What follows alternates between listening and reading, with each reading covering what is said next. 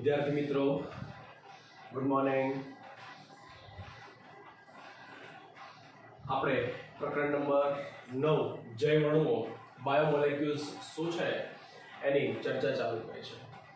અગાઉ મોટા જે કંઈ સરસ મજાના પ્રશ્નો હતા એની શરૂઆત પણ આપણે કરી અને એને ટોપિકને પૂરા પણ કર્યા। જેમ કે એક લેક્ચર આપણે એમિનો એસિડ ભણ્યા છે, પ્રોટીન ભણ્યા છે, લિપિડ એટલે શું એની સમજૂતી આપી, એના પછી પ્રોટીનની રચના શું છે, બૃહદ અણુઓ શું છે। ટૂંકમાં વિદ્યાર્થીઓ તમને ખ્યાલ છે કે જૈવ અણુઓ એક બાયોકેમિસ્ટ્રીનો એક ભાગ કહેવાય। એટલે આ ચેપ્ટર તમે નીટના પોઈન્ટ ઓફ વ્યૂથી હાલ તમે આ જ ચેપ્ટર 11મા ધોરણમાં ભણો છો, પણ આ જ ચેપ્ટર અને આ જ કોન્સેપ્ટ થોડુંક બ્રોડ આવશે એ તમે 12મા ધોરણની અંદર ભણશો કેમિસ્ટ્રી સબ્જેક્ટની અંદર। એટલે કેમિસ્ટ્રી અને બાયોલોજી એમ બંને જગ્યાએ આ એક જ ચેપ્ટર એક સરખું થોડુંક જુદાપણું, ત્યાં કેમિસ્ટ્રીનો બેઝ વધારે હોય, અહીં બાયોલોજીનો બેઝ વધારે હોય। એટલે આમ આ ચેપ્ટર તમારા માટે એક જ ચેપ્ટર તૈયાર કરવાથી બે જગ્યાએ બે વિષયોમાં તૈયાર થઈ જાય। તો મારો કહેવાનો મતલબ એવો છે કે આ ચેપ્ટર નીટના જે એસ્પિરન્ટ છે, નીટ અને એમ્સ માટેની જે લોકો તૈયારી કરે છે એમના માટે આ બહુ જ અગત્યનું ચેપ્ટર છે।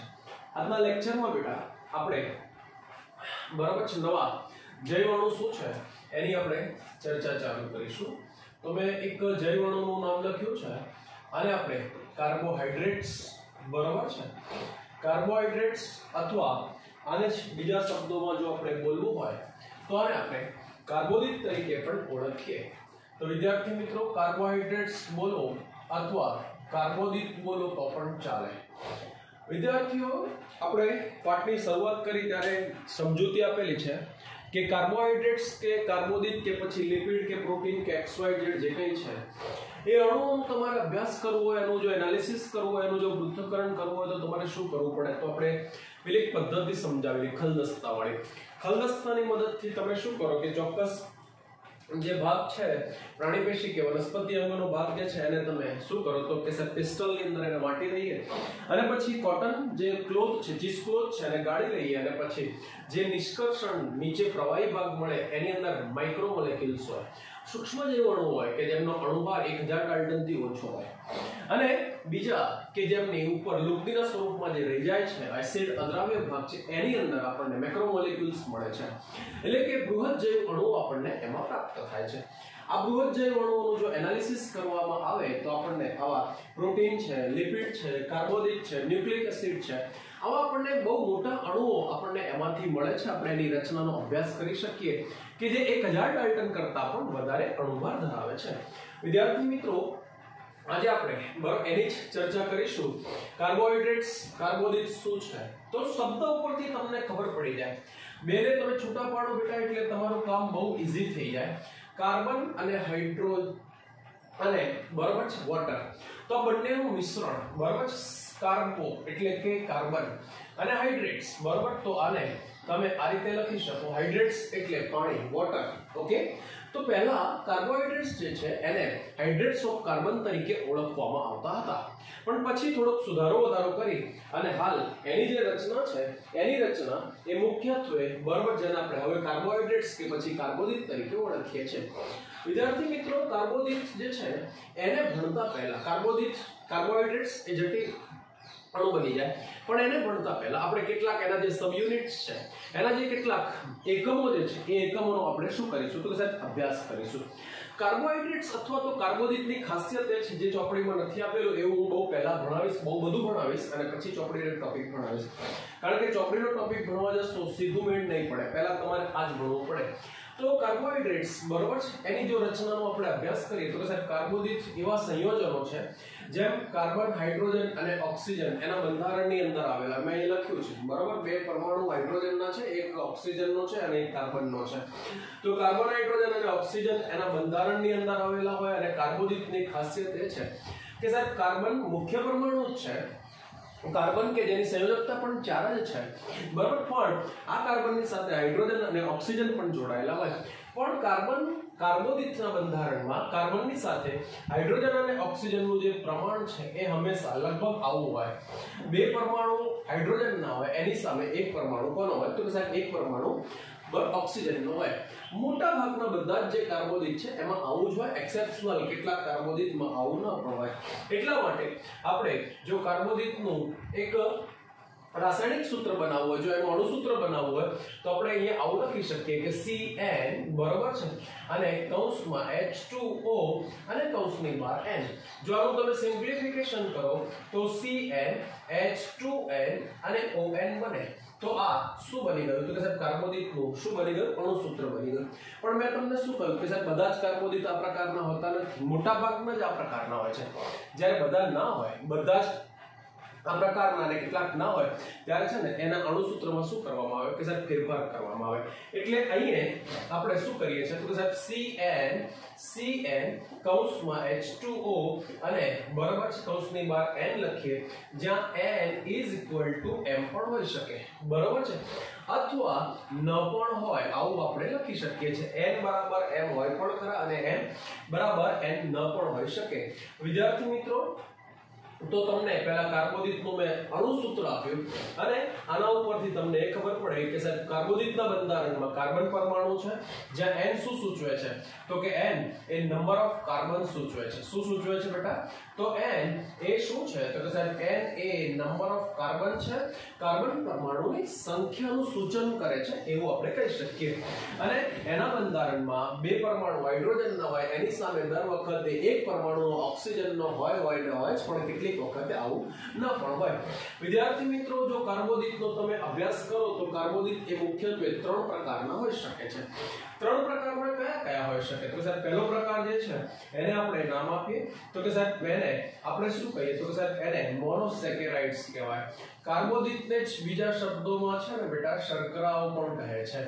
શર્કરા ઇટ મીન્સ સેકેરાઇડ બરાબર છે, સુગર પણ કહેવાય. પછી બીજો પ્રકાર જે છે એને આપણે શું નામ આપીએ તો કે સાહેબ ડાયસેકેરાઇડ અથવા ઓલિગોસેકેરાઇડ બરાબર. અને ત્રીજો પ્રકાર જે છે એ ત્રીજા પ્રકારને બોર્ડ પર મેં નામ લખ્યું તો આને કહેવાય પોલિસેકેરાઇડ. તમને ખબર પડે કે સાહેબ સેકેરાઇડ એટલે શું તો સાહેબ સેકેરાઇડ એટલે શર્કરા, સુગર. અને આગળ જે નામ લખ્યા છે તો એના ઉપરથી પણ તમને એ ખબર પડી જાય કે સાહેબ મોનો એટલે એક, ડાય એટલે બે અને પોલી એટલે નંબર ઓફ મોનો બરાબર છે, નંબર ઓફ મોનોમર. તો આમ આપણે એવું કહી શકીએ કે સાહેબ આવા 3 પ્રકારના શું હોઈ શકે તો સાહેબ આવા 3 પ્રકારના કાર્બોદિત હોઈ શકે છે.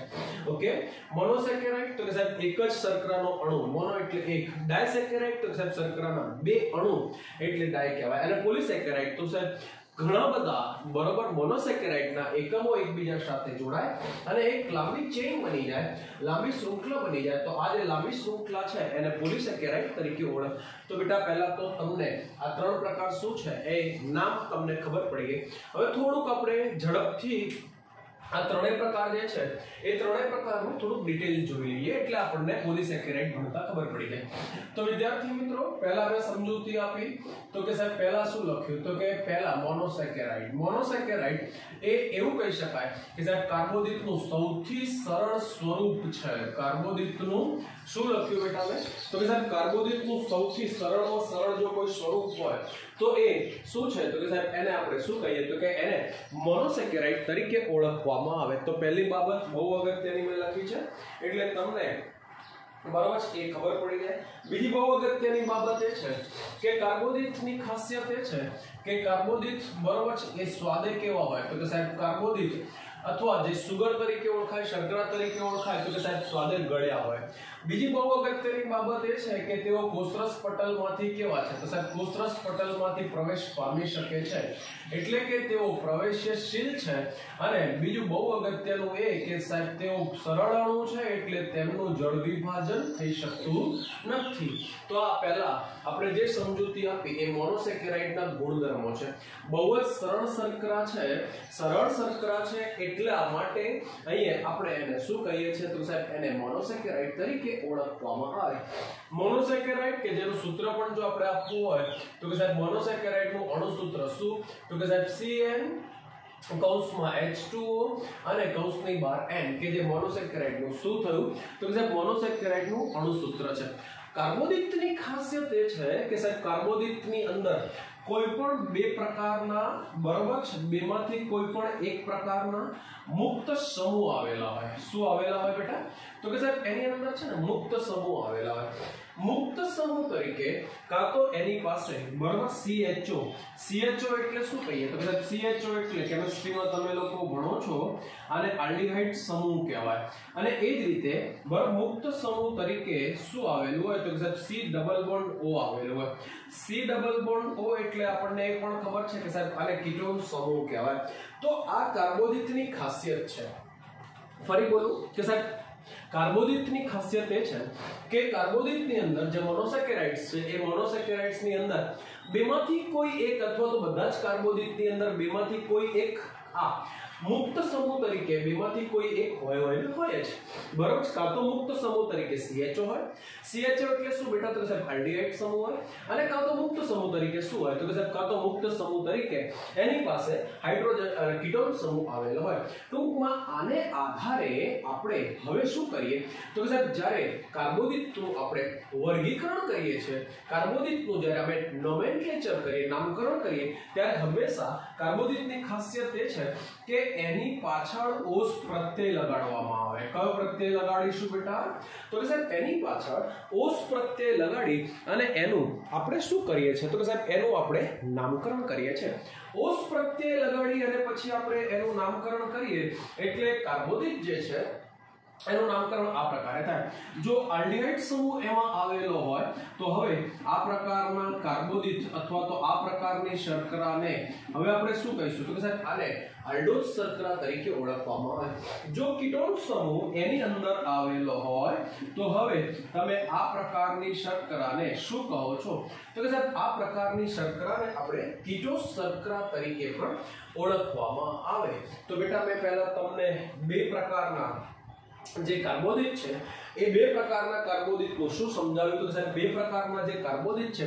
એમના મુક્ત સમૂહને આધારે આપણે એનું વર્ગીકરણ મેં તમને સમજાવ્યું અને પછી એનું આ રીતે નામકરણ પણ કરી શકાય હવે નામકરણની બહુ અગત્યની ખાસિયત એ છે કે કાર્બોદિતનું સૂત્ર શું આપ્યું આપણે તો કે સાહેબ કાર્બોદિતનું જે સૂત્ર છે એમાં CnH2ON છે કૌંસની બહાર N છે મોનોસેકેરાઇડ જે છે એમાં જો તમારે એનું નામકરણ કરવું હોય તો નામકરણ માટે તમારે શું કહ્યું છે તો કે સાહેબ Na બીજું કઈ નહીં તો કે સાહેબ N બરાબર નંબર ઓફ કાર્બન્સ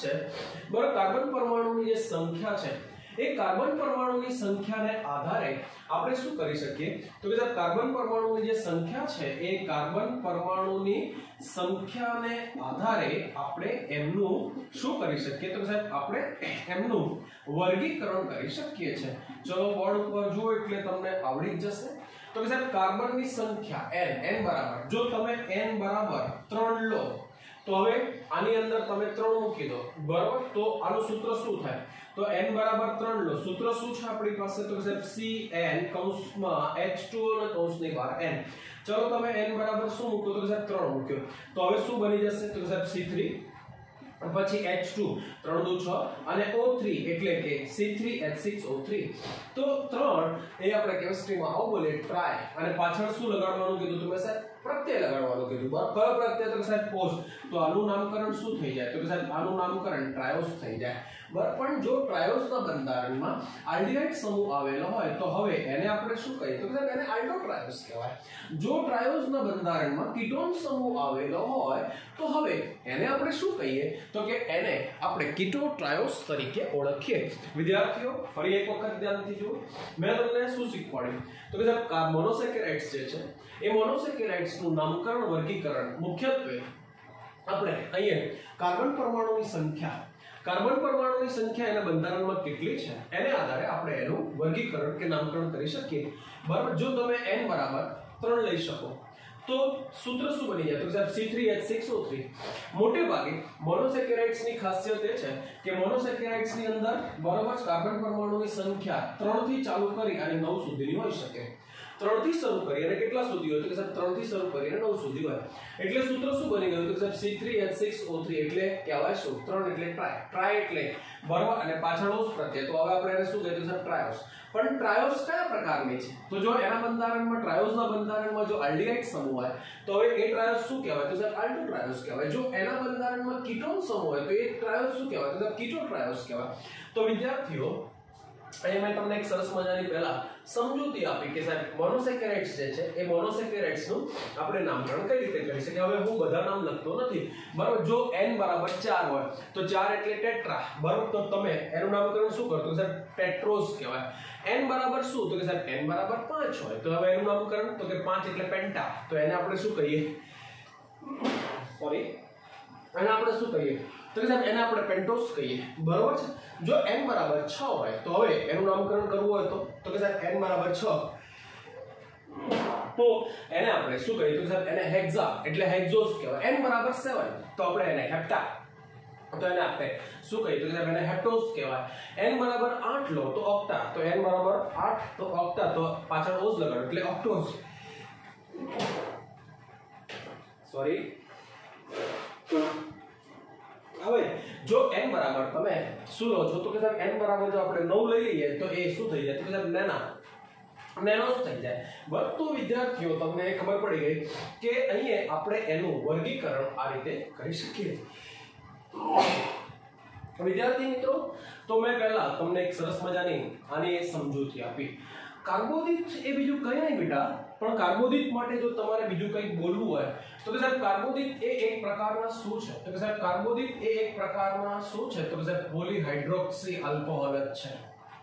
શું છે તો કાર્બોદિત માટે તમારે બીજું એક નામ આપવું હોય તો તમે આવું કહી શકો છો કે સાહેબ કાર્બોદિત એ એક પ્રકારના શું લખ્યા બેટા મેં તો કે સાહેબ કાર્બોદિત એ એક પ્રકારના શું છે તો કે સાહેબ તેઓ પોલીહાઇડ્રોક્સી આલ્કોહોલ જ છે. કારણ કે એના બંધારણની અંદર એક કરતા વધુ OH સમૂહ આવેલા હોય.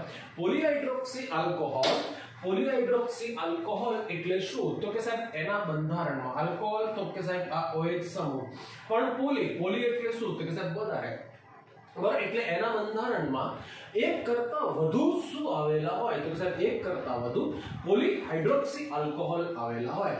તો આમ કાર્બોદિત એ બીજું કંઈ નહીં પરંતુ શું છે તો કે સાહેબ એ એક પ્રકારના પોલીહાઇડ્રોક્સી આલ્કોહોલ છે. હું એકાદ બે સૂત્રો તમારા માટે અહીંયા દોરીને બતાવું એટલે તમને થોડોક આઈડિયા આવશે કે સાહેબ શું કહેવા માંગે છે. ચલો અહીંયા આપણે શું કહ્યું તો કે સાહેબ n બરાબર 3 લઈએ. n બરાબર 3 લો તો હવે મોનોસેકેરાઇડ નો પ્રકાર શું થયો તો કે સાહેબ મોનોસેકેરાઇડ નો પ્રકાર થયો ટ્રાયોસ બરોબર છે. અને એનું સૂત્ર શું થયું તો કે સાહેબ એનું અણુ સૂત્ર C3 સોરી એનું રાસાયણિક સૂત્ર શું થયું તો કે સાહેબ C3H6O3 બરોબર છે. જો તમે આના બંધારણની અંદર આનું જો વર્ગીકરણ કરવા માંગો તો તમે આવું કહી શકો કે સાહેબ બે પ્રકારના ટ્રાયોસ હોય. એક જો એનામાં આલ્ડીહાઇડ સમૂહ આવેલો હોય તો આને આપણે શું કહીએ તો સાહેબ આને આલ્ડો ટ્રાયોસ કહેવાય. જો એના બંધારણમાં કીટોન સમૂહ આવેલો હોય કયો કીટોન સમૂહ તો હવે એને આપણે શું કહીએ તો કે સાહેબ એને કીટો ટ્રાયોસ કહેવાય. ચલો તો હવે આપણે સૂત્ર બનાવવાનું શરૂઆત કરી. એક એનું સ્ટ્રક્ચર બનાવી એટલે તમને ખબર પડે કે સાહેબ ટ્રાયોસ જે છે એ હંમેશા લિનિયર ફોર્મમાં હોય. એનું રેખીય સ્વરૂપ જ હોય. કયા સ્વરૂપ હોય રેખીય સ્વરૂપ. ચલો એ જોતા જાઓ એટલે તમને સૂત્ર બનાવતા આવડી જશે. ચલો કાર્બનની સંખ્યા કેટલી છે તો સાહેબ કાર્બનની સંખ્યા 3 છે. તો આપણે સૌપ્રથમ શું કરીએ તો સાહેબ કાર્બનને ઊભી હરોળમાં ગોઠવી દઈએ. તો અહીંયા પણ આ કાર્બનને આપણે શું કર્યા છે તો સાહેબ કાર્બનને આપણે ઊભી હરોળમાં ગોઠવી દીધા છે. રેડી 3 કાર્બન ગોઠવાઈ ગયા આમાં પણ અને આમાં પણ 3 કાર્બન ગોઠવાઈ ગયા. રેડી આપણે શું કહ્યું તો કે સાહેબ આપણે પહેલા આલ્ડો ટ્રાયોસ આલ્ડો એટલે તો કે સાહેબ આલ્ડીહાઇડ સમૂહ. તો હંમેશા ધ્યાન રાખવાનું કે આ પહેલો કાર્બન બીજો કાર્બન ત્રીજો કાર્બન. અહીંયા પણ પહેલો બીજો અને ત્રીજો. પહેલા કાર્બન ઉપર દર વખતે CHO આલ્ડીહાઇડ સમૂહ પહેલા કાર્બન ઉપર જ મૂકવો. તમે કોઈ પણ આલ્ડો મોનોસેકેરાઇડ દોરતા હો બરાબર તો પહેલા કાર્બન ઉપર આલ્ડીહાઇડ સમૂહ. જો તમે કીટોન દોરતા હો તો કીટોનની ખાસિયત એ છે કે કીટોન હંમેશા નંબર ઓફ 2 બરાબર સેકન્ડ નંબરના કાર્બન ઉપર ગોઠવાશે. તો મેં તમને આ બીજો એક સ્ટેપ બતાવ્યો. આ સ્ટેપ યાદ રાખજો અને તમને બરાબર છે યાદ રહી જશે નીટ માટે પણ. આ જે બધા ટોપિક ચલાવું છું હું એ નીટના પોઈન્ટ ઓફ વ્યૂ થી જ અગત્યના છે બરાબર છે. ચોપડીમાં ક્યાંય આવું છે નહીં. તો પહેલા શું કહ્યું તો કે પહેલા કાર્બન ઉપર આલ્ડીહાઇડ સમૂહ હોય બરાબર. જો તમે કીટોન દોરો છો એક જ માં બે ના હોય આપણે પહેલા જ સમજાવ્યું બેમાંથી કોઈ એક જ હોય. એટલે જો તમે કીટોસ શર્કરા દોરો છો તો પછી એ બીજા કાર્બન ઉપર હોય અને બાકી વધેલા જે કાર્બન છે બરાબર છે અને એમાં પણ તમે બરોબર જુઓ તો સાહેબ છેડા બાકી વધ્યા છે. છેડા ઉપર હંમેશા તમારે શું કરવાનું તો સાહેબ છેડા ઉપર હંમેશા CH2OH મૂકી દેવાના. અહીંયા બે છેડા છે CH2OH બરાબર, અહીંયા પણ CH2OH અહીંયા એક જ હતો બરાબર, કારણ કે પહેલા ઉપર તો આલ્ડીહાઇડ છે. તો હવે તમે શું કરી નાખ્યું? તો સાહેબ એક સૂત્ર દોરી નાખ્યું. પણ તમે આલ્ડોટ્રાયોઝમાં બરોબર ધ્યાનથી જુઓ તો સાહેબ 2 નંબરનો કાર્બન હજુ એની સંયોજકતા પૂર્ણ થઈ નથી. તો અહીંયા તમે શું કરો છો? તો કે સાહેબ H અને OH આપણે મૂકી દઈએ. શું મૂકી દઈએ? તો કે સાહેબ H અને OH. તો આ એક જે બન્યું તો આને આપણે આલ્ડોટ્રાયોઝ કહીએ, અને આ જે બન્યું એને આપણે શું કહીએ? તો કે સાહેબ એને કીટોટ્રાયોઝ તરીકે ઓળખવામાં આવે. ચલો આવડશે, બહુ જ સહેલું છે. તો આ આલ્ડોટ્રાયોઝ છે અને આ શું છે? તો કે સાહેબ આ કીટોટ્રાયોઝ છે. રેડી? કાર્બનની સંખ્યા ગણો તો 1 2 3 1 2 3. ચાલો રેડી. હાઇડ્રોજનની સંખ્યા ગણો તો 1 2 3 4 5 અને 6. 1 2 3 3 ને 3 6. રેડી? અને ઓક્સિજન ગણો તો 1 2 3 1 2 3. તો આ શું છે? તો કે સાહેબ આ મોનોસેકેરાઇડ્સ છે, પણ કયા પ્રકારના? તો કે સાહેબ ટ્રાયોઝ પ્રકારના મોનો. આનું એક સરસ મજાનું ઉદાહરણ છે, આને ગ્લિસરાલ્ડિહાઇડ કહેવાય, અને આ જે છે એ ડાયહાઇડ્રોક્સી એસિટોન છે. આ કેમિસ્ટ્રીમાં એનું નામકરણ છે બરાબર. એના જુદા જુદા ઉપયોગો પણ છે, એના આપણે પછી ચર્ચા કરીશું. ચલો આવડશે બરાબર. આની સાથે જો ત્રીજા કાર્બન ઉપર ફોસ્ફેટ સમૂહ જોડાઈ જાય, ફોસ્ફરસ જોડાઈ જાય ફોસ્ફેટ સમૂહ તરીકે, તો હવે આનું નામ શું બની જાય? તો કે સાહેબ અહીંયા હાઇડ્રોજનના બદલે બરાબર છે, હાઇડ્રોજનના બદલે શું આવી જાય? કે સાહેબ ફોસ્ફરસ સમૂહ આવી જાય. તો હવે આનું નામ શું થઈ જાય? તો કે સાહેબ આનું નામ પાગલ, PgAl બની જાય. PgAl પાગલ બોલો આને ફોસ્ફોગ્લિસરાલ્ડિહાઇડ કહેવાય, જેની પાસે એવો ગ્લિસરાલ્ડિહાઇડ કે જેની પાસે ફોસ્ફેટ સમૂહ છે. અહીંયા પણ બેટા એવું જ છે કે હાઇડ્રોજનના બદલે શું આવી જાય? તો કે સાહેબ હાઇડ્રોજનના બદલે અહીંયા ફોસ્ફરસ આવી જાય, તો આને DHAP કહેવાય. DHAP એટલે ડાયહાઇડ્રોક્સી 1 અને 2 બરાબર, હાઇડ્રોક્સિલ સમૂહ 1 અને 2 એટલે કે ડાયહાઇડ્રોક્સી એસિટોન ફોસ્ફેટ કહેવાય બરાબર. આ કીટોન એટલે કે એસિટોન બરાબર, અને P એટલે ફોસ્ફેટ.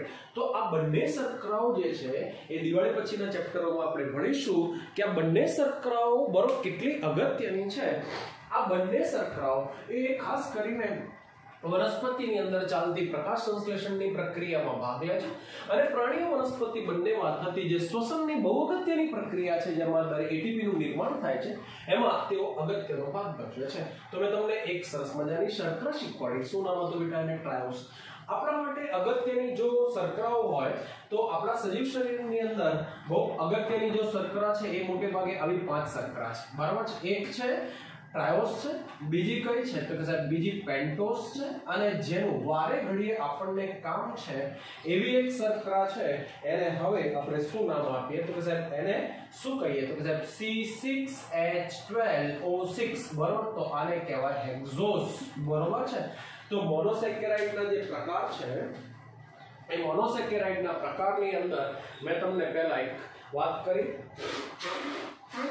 કે મોનોસેકેરાઇડ એ મુખ્યત્વે બરાબર છે એમાં કાર્બન પરમાણુ એ 3 થી 9 સુધી હોઈ શકે છે, પણ આપણા માટે જે અગત્યની શર્કરાઓ છે એ કઈ કઈ છે? તો કે સાહેબ આપણા માટે અગત્યની ટ્રાયોસ છે, પેન્ટોસ છે, અને કઈ છે? તો કે સાહેબ હેક્સોસ છે.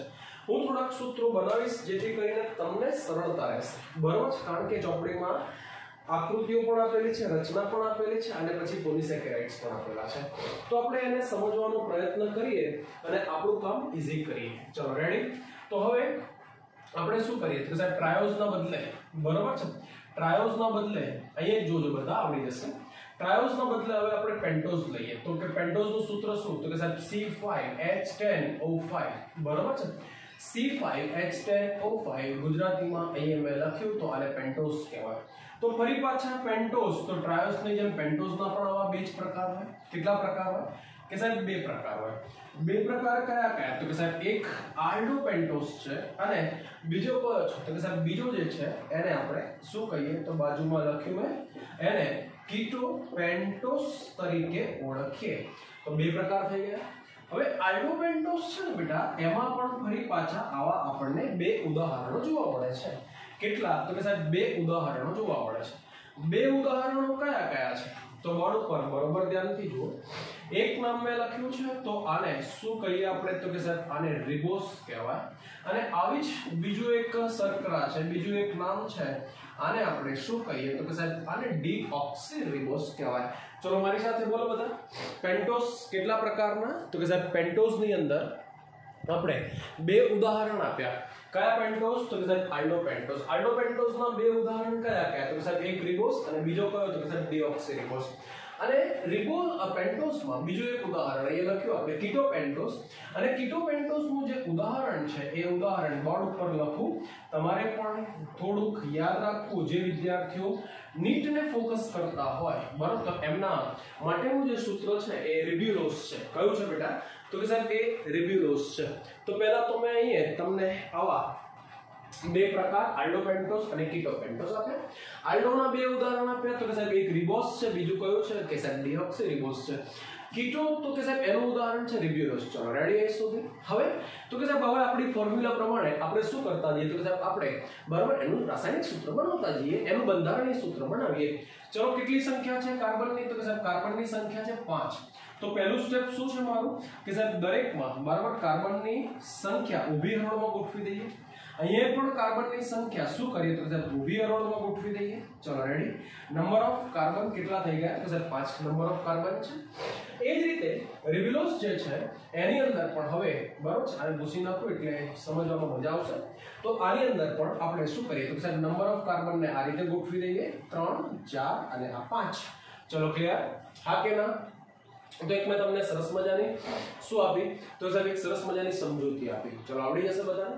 હવે શું કરો તો કે સાહેબ રિબોસ ડિઓક્સીરિબોસ અને રિબ્યુલોસ, રિબોસ ડિઓક્સીરિબોસ અને રિબ્યુલોસ આ ત્રણના બંધારણીય સૂત્રો આપણે દોરી રહ્યા. ચલો પહેલા સ્ટેપમાં બધાએ શું કર્યું તો કે સાહેબ કાર્બનને ઊભી હરોળમાં ગોઠવી દઈએ. બીજા સ્ટેપમાં બહુ અગત્યનું કામ શું કરીએ છીએ તો કે સાહેબ બીજા સ્ટેપમાં બહુ અગત્યનું કામ, જ્યાં આલ્ડોપેન્ટોસ છે ત્યાં તમે પહેલા કાર્બન ઉપર આલ્ડીહાઇડ સમૂહને મૂકી દો છો, તો આ આલ્ડીહાઇડ સમૂહ, અને કીટોપેન્ટોસ તો એમાં બીજા કાર્બન ઉપર કીટોન સમૂહ મૂકી દીધો. ચલો સમૂહ બેટા આપણને આવડવા જોઈએ. આખું ચેપ્ટર જ સમૂહોથી ભરેલું છે. અમીનો સમૂહ તો કે સાહેબ NH2 સમૂહ, કાર્બોક્સિલ સમૂહ તો COOH.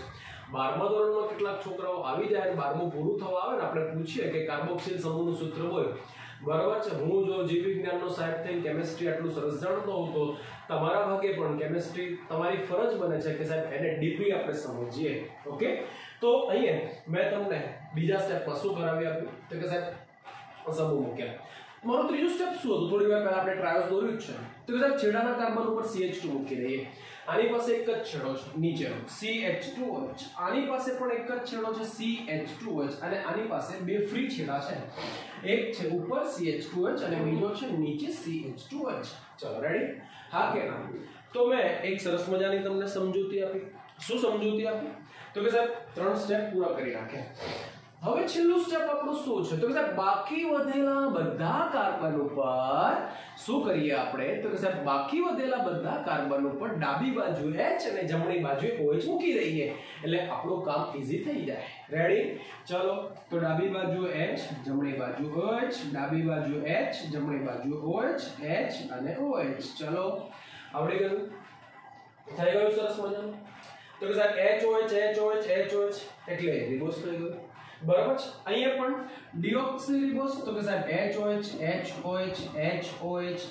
HOH અને અહીંયા પણ બાકી વધેલા કાર્બન ઉપર HOH અને HOH. તો બેટા એક મેં સરસ મજાના 3 સૂત્રો તમને અહીંયા બનાવી આપ્યા. આ ત્રણે 3 સૂત્રો તમે જુઓ તો કે સાહેબ પેન્ટોઝ શર્કરાઓ છે જેમાં અનુક્રમે શું છે તો કે સાહેબ અનુક્રમે એક રિબોસ છે, બીજી ડિઓક્સીરિબોસ છે અને ત્રીજું રિબ્યુલોસ છે.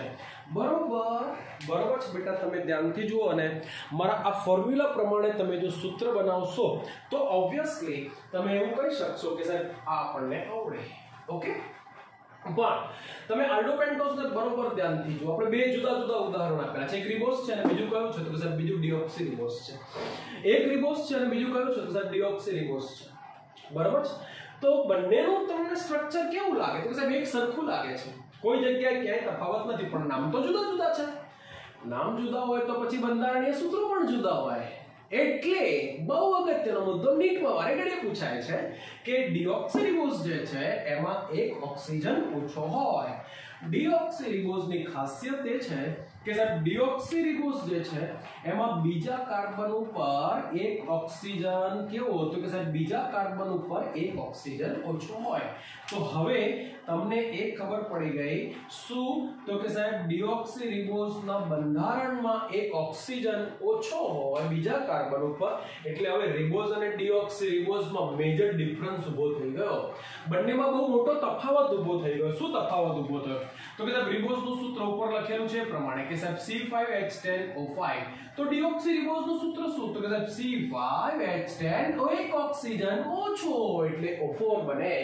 ઓકે, તો આને એક ઓક્સિજન ઓછો કરી નાખેલો છે. ડી એટલે દૂર કરવું, તો આનું નામ હવે ઓક્સી એટલે ઓક્સિજન, તો આનું નામ ડીઓક્સીરિબોઝ બની જાય. ઓકે, બંનેનું એટલું જ મહત્વ છે. બંને શર્કરાઓ બહુ જ અગત્યની છે. આના વગર તો સજીવ શરીરનું બંધારણ જ ના બને. કેમ, તો કે સાહેબ આ જે શર્કરા છે કઈ મારો રિબોઝ શર્કરા જે છે એ આપણું આરએનએ કે જે કોષ કેન્દ્રની અંદર આવેલું હોય, કોષરસમાં આવેલું હોય, એના બંધારણની મૂળભૂત શર્કરા કહેવાય. આરએનએ ના બંધારણમાં રિબોઝ શર્કરાઓ આવેલી હોય, જ્યારે ડીઓક્સીરિબોઝ જે છે એના બંધારણમાં, તો કદાચ એનું જે બંધારણ છે એની અંદર બરોબર છે, એટલે કે ડીએનએ ના બંધારણની અંદર ડીઓક્સીરિબોઝ શર્કરા આવેલી હોય. ડીએનએ તો કે સાહેબ એ વારસાગત લક્ષણો માટે જવાબદાર છે. બરાબર છે. ડીએનએ કે માતા પિતાના જે લક્ષણો છે એ એની સંતતિમાં ઉતરી આવે એના માટે જવાબદાર માટે, અને આનુવંશિક દ્રવ્ય જનીનિક દ્રવ્ય પણ કહેવાય. આરએનએ તો કે સાહેબ આપણા શરીરમાં જેટલા પણ પ્રોટીન બને છે એ પ્રોટીન બનાવવાનું કામ આનું છે. રિબ્યુલોઝ તો એનું સૂત્ર તો બહુ સહેલું છે, આવડી જાય કે સાહેબ રિબ્યુલોઝ એ પણ બહુ અગત્યની શર્કરા છે. બેટા યાદ કરો, અમે પ્રોટીન ભણાવ્યું છે અને પ્રોટીનનું જૈવિક મહત્વ ભણાવેલું. પ્રોટીનની જે જૈવિક અગત્યતા હતી એ જૈવિક અગત્યતામાં તમે સમજાતા કે આખા જીવાવરણમાં સૌથી વધારે જો કોઈ પ્રોટીન આવેલું હોય તે પ્રોટીનનું નામ છે રૂબિસ્કો. આખું નામ આપણે ગઈ વખત આપેલું, રિબ્યુલોઝ બાયફોસ્ફેટ કાર્બોક્સિલેઝ ઓક્સિજનેસ નામ જ છે શરૂઆત રિબ્યુલોઝ. એટલે તમને ખબર પડી ગઈ કે સાહેબ રૂબિસ્કોના બંધારણની અંદર રિબ્યુલોઝ શર્કરા આવેલી હોય. આ ઉત્સેચક એવો છે કે જેના બંધારણમાં આ શર્કરા હોય, રિબ્યુલોઝ બાયફોસ્ફેટ, અને એના વડે જ પૃથ્વી ઉપર પ્રકાશ સંશ્લેષણની પ્રક્રિયા તો તમને ખબર પડી ગઈ કે સાહેબ શર્કરાઓ કેટલી અગત્યની છે, એનું રાસાયણિક બંધારણ કેટલું અગત્યનું છે. તો મેં એક સરસ મજાની તમને કઈ શર્કરા શીખવાડી, આવી જ એક સરસ મજાની શર્કરા છે. શું છે, તો સાહેબ આવી જ એક શર્કરા છે, એને હવે આપણે શું કહીએ, તો હું અહીંયા જ થોડોક ફેરફાર કરી દઉં છું જેથી કરીને તમને પણ સમજવામાં મજા આવશે. બરોબર છે. તો અહીંયા આ જે શર્કરા છે બરોબર છે, એને આપણે નામ આપીએ. આપણા માટે મેં બોર્ડ ઉપર લખેલું છે કે આપણા માટે જો અગત્યની શર્કરાઓ હોય તો એ ત્રણ જ છે. કઈ છે, સજીવ શરીર માટે ત્રણ જ અગત્યની છે, ટ્રાયોસ, પેન્ટોઝ અને હેક્ઝોઝ. મેં તમને બે સમજાવી. અને ત્રીજી બહુ અગત્યની શર્કરા જેનું નામ અહીંયા લખું, તો આને આપણે શું કહીએ, તો કે સાહેબ આને પેન્ટોઝ કહેવાય. બરોબર, જેનું સૂત્ર C5H10O5 છે. આ એનું શું છે, તો સાહેબ આ એનું રાસાયણિક સૂત્ર છે C5H10O5. તો હવે ફરી પાછા જેમ અગાઉ જેના પ્રકાર આપણે આપ્યા, તો કે સાહેબ બે સમૂહ હોય જ, કાં તો આલ્ડીહાઇડ હોય, તો જો આલ્ડીહાઇડ હોય તો આલ્ડો, બરોબર, હમણાં જ આપણે આ તો ભણાવી નાખીએ. બરોબર છે, તો અહીંયા આપણે જે ભણી રહ્યા છીએ એ કઈ છે, તો કે સાહેબ એ હેક્ઝોઝ છે. કઈ છે, પેન્ટોઝ તો પ્રકાર પૂરો કર્યો. તો હવે જે શર્કરા આપણા માટે અગત્યની છે એનું મેં નામ લખ્યું, તો આને આપણે હેક્ઝોઝ કહીએ. હેક્ઝા એટલે 6. જો કાર્બન પરમાણુની સંખ્યા 6 હોય તો હવે એનું સૂત્ર શું બની ગયું, તો કે સાહેબ એનું સૂત્ર C6H12O6 બની ગયું. તો એ જ રીતે અહીંયાના પ્રકાર પણ તો બે પ્રકાર, તો કે સાહેબ આલ્ડોહેક્ઝોઝ અને બીજો પ્રકાર તો કે સાહેબ કીટોહેક્ઝોઝ. બરોબર છે. કેટલા પ્રકાર આપે, તો કે બે પ્રકાર આપે. એક પ્રકાર તો કે આલ્ડોહેક્ઝોઝ, બીજો પ્રકાર તો કે સાહેબ કીટોહેક્ઝોઝ. આલ્ડો અને કીટોહેક્ઝોઝ આ બંને એક પ્રકારની શું છે, તો કે સાહેબ એક પ્રકારની બરોબર છે હેક્ઝોઝ શર્કરાઓ છે. હવે જો આપણે એનું ઉદાહરણ આપીએ તો ઉદાહરણની અંદર બરોબર છે હું અહીંયા જ થોડોક ફેરફાર કરી દઉં એટલે તમને થોડો ખ્યાલ આવી જાય અને તમે એને પણ આ રીતે સરસ મજાની સમજી શકો છો. તો બોર્ડ ઉપર જુઓ એટલે તમારું કામ સરસ થઈ જાય અને તમને પણ આવડી જાય. ઓકે, ચલો બધાનું ધ્યાન અહીંયા, અને અહીંયા હું એને ભૂસી નાખું તો જ મજા આવશે તમને અને તમે પણ મારી સાથે સાથે વિડિયોમાં તમે જાતે સૂત્ર બનાવશો. તમે મને વિડિયોમાં એવું કહ્યું સાહેબ ઊભા રહી જાઓ, અમે બનાવી દઈએ, બરાબર છે, પણ આપણે બંને બનાવીએ. ચલો બોર્ડ ઉપર. તો કે સાહેબ આલ્ડો એક્ઝોસ્ટ, તો એના ફરી પાછા આવા કેટલા પ્રકાર? તો કે સાહેબ બે પ્રકાર. બે ઉદાહરણ આપણે એના આપીએ. બે ઉદાહરણ, એક તો કે સાહેબ એક કયું છે? તો ગ્લુકોઝ છે. બીજું એક ઉદાહરણ આપીએ તો કે સાહેબ એને શું? તો એને ગેલેક્ટોઝ કહેવાય. અને ત્રીજું ઉદાહરણ જે છે એને આપણે ફ્રક્ટોઝ અથવા તો ફ્રુક્ટોઝ તરીકે પણ ઓળખીએ. તો બેટા કેટલા ઉદાહરણ આપણે એક્ઝોસ્ટ શર્કરાના? તો કે સાહેબ એક્ઝોસ્ટ શર્કરાના 3 ઉદાહરણ મેં આપ્યા. કયા કયા 3 ઉદાહરણ આપ્યા? તો કે સાહેબ ગ્લુકોઝ છે, ગેલેક્ટોઝ છે અને ફ્રુક્ટોઝ છે. ગ્લુકોઝ, ગેલેક્ટોઝ, ફ્રુક્ટોઝ એ ત્રણે એના ઉદાહરણ છે. હવે આપણે એનું બંધારણીય સૂત્ર બનાવીએ. રાસાયણિક સૂત્ર આપણી પાસે અવેલેબલ છે. શું? તો કે સાહેબ C6H12O6 છે. પછી તો કે સાહેબ એનું જે બંધારણીય સૂત્ર છે, બંધારણીય સૂત્ર કયું? તો કે સાહેબ ગ્લુકોઝ, ગેલેક્ટોઝ, ફ્રુક્ટોઝ. તો કે સાહેબ એનું બંધારણીય સૂત્ર જો બનાવીએ તો કાર્બન પરમાણુની સંખ્યા કેટલી? 6 છે. તો 1 2 3 4 5 અને 6. રેડી? તમે પહેલું સ્ટેપ, મારું સ્ટેપ તમે યાદ રાખો એટલે તમારું કામ ઈઝી થઈ જાય. અહીંયા પણ ફરી પાછું 1 2 3 4 5 અને 6. અહીંયા પણ 1 2 3 4 5 અને 6. રેડી? પહેલું સ્ટેપ કે સાહેબ કાર્બન પરમાણુને ઊભી હરોળમાં ગોઠવી દઈએ. હવે બીજા સ્ટેપમાં શું કરીએ છીએ આપણે? તો કે સાહેબ બંને જે સમૂહો છે એમને પોતપોતાની સંખ્યામાં ગોઠવી દીધું. સાહેબ આ બંને કઈ છે? સાહેબ આ આલ્ડો છે. આલ્ડો તો કે સાહેબ પહેલા કાર્બન ઉપર હંમેશા આલ્ડીહાઇડ સમૂહ અને બીજા કાર્બન ઉપર હંમેશા કીટોન સમૂહ મૂકી દઈએ. તો બીજું સ્ટેપ પૂરું થઈ ગયું બહુ જ ઝડપથી. ત્રીજું સ્ટેપ તો કે સાહેબ છેડાના જે કાર્બન છે એ કાર્બન ઉપર તમે શું કરો? તો કે સાહેબ H2OH ગોઠવી દઈએ. તો આ છેડો, આની પાસે એક જ છેડો, તો કે CH2OH. અહીંયા પણ H2OH, તો CH2OH. પણ આની પાસે બે છેડા છે, તો ઉપર CH2OH, અહીંયા પણ CH2OH. ચલો ક્લિયર? બરાબર, કેટલા સ્ટેપ પૂરા થઈ ગયા? 3. હવે બહુ અગત્યનું કયું? તો કે સાહેબ બહુ અગત્યનું એ છે કે બાકી વધેલા બધા કાર્બન જે છે એમાં ડાબી બાજુએ H અને જમણી બાજુએ OH મૂકી દઈએ. માટે જ થોડી વાર પહેલા આપણે સમજૂતી આપેલી છે કે કાર્બોદિત એ બીજા બધા કંઈ નહીં પરંતુ પોલીહાઇડ્રોક્સી આલ્કોહોલ છે. કારણ કે એમના બંધારણમાં એક કરતા વધુ વખત OH રિપીટ થાય છે. તો અહીંયા બરાબર શું કરીએ? તો કે સાહેબ બીજા કાર્બન ઉપર બરાબર જોતા જાઓ. બરાબર છે? અહીંયા OH, અહીંયા પણ OH, ઓકે, અહીંયા પણ OH જોતા જાઓ. બરાબર છે? તમે ગોઠવતા જાઓ એટલે તમારું કામ ઈઝી થઈ જાય. બરાબર? તો અહીંયા પણ OH, ઓકે, બરાબર, અહીંયા પણ OH, અહીંયા પણ OH. રેડી? તમે જુઓ કે કેટલી વખત દરેકની અંદર હાઇડ્રોક્સિલ સમૂહ આવે છે એટલે આપણે એને શું કહીએ છીએ? તો આલ્કોહોલ આવે છે, તો પોલીહાઇડ્રોક્સી આલ્કોહોલ કહેવાય. બાકી વધેલા બધા કાર્બન ઉપર આપણે કહ્યું છે એ પ્રમાણે કે સાહેબ ડાબી બાજુએ H અને જમણી બાજુ OH. ફરક એટલો યાદ રાખવાનો છે કે હેક્ઝોસ શર્કરામાં ત્રીજા કાર્બન ઉપર શું થયેલું હોય? તો કે સાહેબ ત્રીજા કાર્બન ઉપર છે ને ફેરબદલી થયેલી હોય. OH ડાબી બાજુ આવશે અને H જમણી બાજુ આવશે. અહીંયા પણ OH ડાબી બાજુ આવશે અને H જમણી બાજુ આવશે. ચલો રેડી? તો આ તમારું શું બની ગયું? તો કે સાહેબ આ જે સ્ટ્રક્ચર બન્યું એને ગ્લુકોઝ કહેવાય, આ જે બન્યું એને ગેલેક્ટોઝ કહેવાય. અને અહીંયા જે બને છે, બરોબર, અહીંયા જે બને છે ત્રીજા ઉપર ડાબી બાજુ OH સોરી અને અહીંયા H, બાકી બધું સેમ. એટલે આને શું નામ? તો કે સાહેબ આને ફ્રુક્ટોઝ કહેવાય. બરોબર? તમે જોશો એટલે તમને એવું લાગશે કે સાહેબ તમે તો બંને આલ્ડો એક્ઝોસ સરખી જ દોરી છે, તો પછી નામ તો જુદા જુદા રહેવાનો કોઈ પ્રશ્ન જ નથી. ગ્લુકોઝ ગેલેક્ટોઝના બંધારણમાં કોઈ જગ્યાએ તફાવત દેખાય છે કે ના સાહેબ? બંને જગ્યાએ એક સરખું છે, CHO CHO HOH. તફાવત શું છે? તો સાહેબ તફાવત ગ્લુકોઝ અને ગેલેક્ટોઝની અંદર જે મોટો તફાવત છે એ મોટો તફાવત ચોથા કાર્બનનો છે.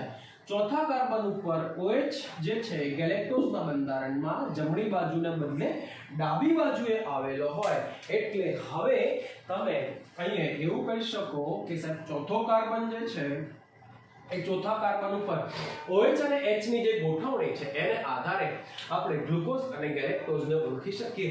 તો વિદ્યાર્થી મિત્રો મેં તમને 3 પ્રકારની મસ્ત હેક્ઝોસ શર્કરાઓ શીખવાડી. બિલકુલ સરળ અને આવડી જાય એવી છે.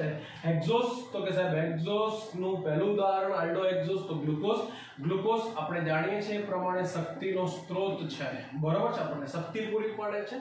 ગેલેક્ટોઝ, તો ગેલેક્ટોઝ એ આપણને ખાસ કરીને દૂધનું પાચન કરવામાં આવે ત્યારે દૂધની અંદર લેક્ટોઝ શર્કરા આવેલી હોય એટલે એમાંથી આપણને ગ્લુકોઝ અને ગેલેક્ટોઝ મળે છે.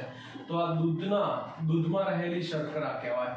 અને ફ્રુક્ટોઝ, તમે જેટલા પણ નેચરલ ફ્રૂટ જ્યુસ પીવો છો, ફળોના જે રસ છે, પછી એ કોઈ પણ હોય, શેરડી હોય કે બરાબર છે, કોઈ પણ ફળનો રસ જે છે એ તમને ફ્રુક્ટોઝ પૂરા પાડવાનું કામ કરે, નેચરલ ફ્રૂટ જ્યુસ, બરાબર.